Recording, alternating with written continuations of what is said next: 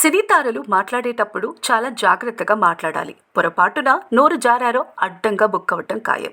ప్రముఖ హీరోయిన్ ప్రియాంక మోహన్ విషయంలోనూ ఇప్పుడు ఇదే జరిగింది.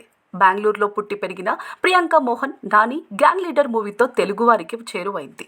త్వరలోనే సరిపోదా శనివారం చిత్రంతో పాన్ ఇండియా స్థాయిలో ప్రేక్షకులను పలకరించేందుకు సిద్ధమైంది.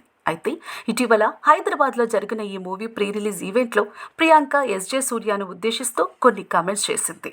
అందరి తరపున నేను ఒక ప్రశ్న అడగాలనుకుంటున్నా. మళ్ళీ ఎప్పుడు దర్శకత్వం చేస్తారు? మేం ఖుషీ 2 సినిమాను ఆశించవచ్చా?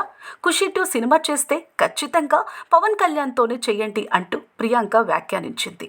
ఆమె కామెంట్స్ పవన్ కళ్యాణ్ ఫ్యాన్స్ను విశేషంగా ఆకట్టుకున్నాయి. కానీ కోలీవుడ్ స్టార్ దళపతి విజయ్ అభిమానులు మాత్రం బాగా హట్ అయ్యారు.